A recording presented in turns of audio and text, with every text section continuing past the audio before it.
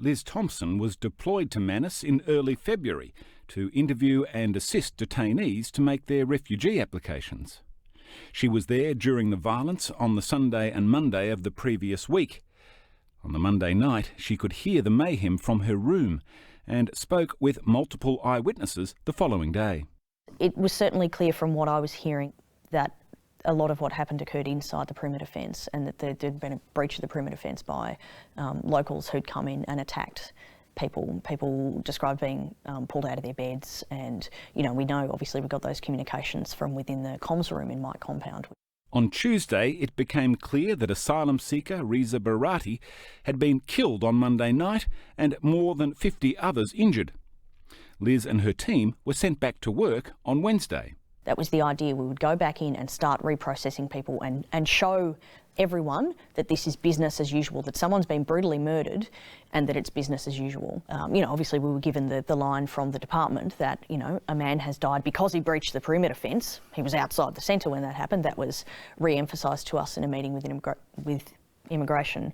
I walked out at that point because I just couldn't hear them further justifying what had happened. On Thursday, she resigned, the first Manus staff member to publicly do so, and left the island on Friday.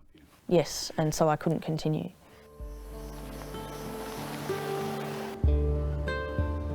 The Manus Island facility reopened in 2012. This is the naval base at Manus. The refugee centre is inside of it, just over that rise.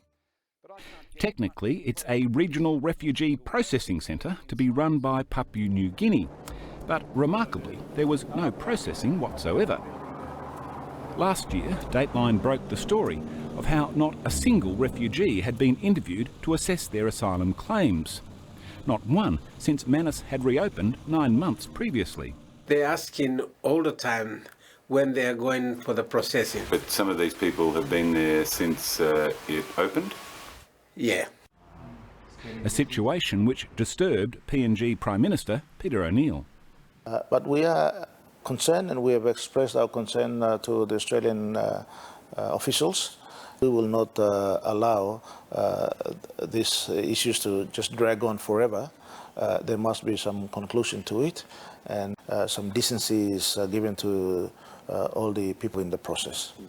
2 months later, Liz Thompson was part of the first team to start the interview process, but it was stopped after 2 weeks. At the beginning of this month, the interviews began again, an event that should have alleviated tension in the camp, but it seems to have escalated it. We were sent there as a claims assistance provider, so the idea is that we would assist the asylum seekers to individually put together their refugee status determination claims. Liz and the other interviewers were instructed to advise claimants that their only option was to be settled in PNG, not Australia, nor any third country. But we were informed when we went there very quickly this time around that resettlement, we were not to discuss resettlement, we were not to discuss third country options. Third country meaning not PNG, not your home country. As part of your instructions to go into these interviews? Yes. Not to discuss a third country, and obviously not to discuss Australia? That's absolutely not to discuss Australia. Why? What was the point of that instruction, so that people would understand that they're to be settled in PNG? Yes, that's right. And this was despite the fact that while we were there, we would watch on the TV in the camp and read the newspapers. We would see that the Papua New Guinean government had actually not made any decisions about resettlement and where people were to be settled, that there's no visa that people can be given. And we're not the only ones who knew this. The guys in the camp are quite intelligent. They pay attention to what's going on. They're trying to make decisions about their lives. And so they were fully aware that the Papua New Guinean government had not actually made any decisions. But it was made very clear to us every day, sometimes even twice a day, under the threat of being removed from the island. We were not to talk about third country. We were not to suggest that there was any resettlement options. We were not to suggest that they were able to get off PNG. You need to stick to the script or you'll be taken off the island. Were you spoken to about going off script? Yes. So, for example, there's certain groups of clients who it's obvious that they can't settle in PNG, gay clients, okay, because of PNG sodomy laws. So they would face persecution in Papua New Guinea because of those laws that essentially outlaw homosexuality. Presumably, you can't settle a gay man in Papua New Guinea. No, you can't. And yet, so what do you say to when the man tells you he's gay, what do you say to him? I would say, explain sodomy laws, and then of course the question would be, oh, well, okay, then I can't settle on PNG. And I would say, we know that. We're aware of that. That's an issue that we're aware of. But you're not meant to say that. Weak response, but that was what I said, and that information was reported to Canberra. And you got in trouble for that? Yes. We are told to tell people to keep them focused on resettlement in PNG. Resettlement in PNG is what's going to happen. But they know that's not the case. They know that, they watch the news, they read the newspapers, they know what's going on around the camp. They know that there's no decision from the Papua New Guinean government on resettlement. So what that means is not just you're never getting out of this camp. It is indefinite detention. While we play this charade... You're not coming to Australia, they know that. You're not coming to Australia. There is no other third country option. No other third... They think, well, they were told they were going to be resettled in PNG, but that is not a likely option in your view. That's right. That's what we know. And they know that. We know that and they know that. We're not allowed to say that, but we all know that's amongst the staff, case. You'd know it, with your managers. Of course. We knew that this was ridiculous, but we were lying to people and we were told to keep that message going, to keep it clear. So it's hard to keep a straight face when a guy is saying to you, well, where am I going? You're saying you're going to PNG, settled, and you don't believe it. Yep. And he doesn't believe it. Yep. And do you think that is one of the reasons why this came to such a head yes. just a week ago? Yeah, because, after the interviews had begun? Because what they realised, what they wanted was not just the interviews and a process, thing to feel better about, something to be involved in. They want to know where they're going. So the government can say the interviews have begun, which has been criticised internationally for. That's right. The interviews have begun. Yeah, the interviews have begun, everything's happening, but what's not happening is any clarification about where they're going to end up. So there is no process. The process doesn't lead anywhere except to indefinite detention. So they're there forever. Yep. So rather than alleviating tension, the interviews actually exacerbated the tension. Absolutely.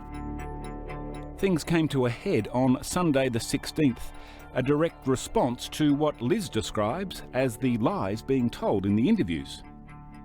I believe that what happened was completely predictable and that it was allowed to happen, that tensions were allowed to build up, that the misinformation was allowed to circulate, that people were allowed to be, kind of driven into a frenzy about what was going to happen. You're at the coalface in this. You're in the compound, basically. Yeah, I was in the compound on Sunday night when the protest started in Oscar. We were actually stuck next to Oscar. We couldn't leave. Yeah, but you're talking to the asylum seekers, so you're getting this. Are you passing your concerns up the chain? Yeah, but they don't go anywhere. I mean, obviously, after all of our interviews, we would talk about how impossible it was to, put this message across. And I mean, the only people who were being honest about what was going on was, members of the Papua New Guinean Parliament, other people, who staff at the centre who it's rumoured that they were being frank with people about what the Papua New Guinean government had decided and, in those meetings. On Sunday, Liz believes that a PNG official spoke frankly to the detainees, that the PNG government had not made a decision to resettle them, to give them their freedom. Whatever small gap had been open to them was shut that day.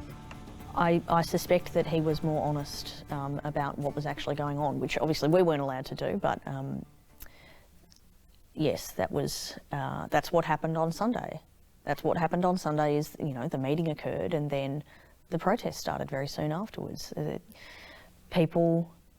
It seemed that he called a spade a spade. It's not clear that they're going to be resettled in Papua New Guinea. Which is simply what members of the Papua New Guinean Parliament had been saying that very week. So what happens for you now? Will you go back? I don't imagine I'll be allowed back to Manus Island. I wouldn't, I would not go back because there is no process. There's nothing for me to do. There's no process for me to assist people with. It's fake. I don't believe that there's a way to fix this. It's not designed as a processing facility. It's designed as an experiment in the active creation of horror to secure the deterrence, and that's why, I say again that Reza Barati's death was it's not some kind of crisis for the department. It's actually an opportunity. It's an opportunity to extend that logic one step further to say this happens, but deterrence continues. Operation Sovereign Borders continues.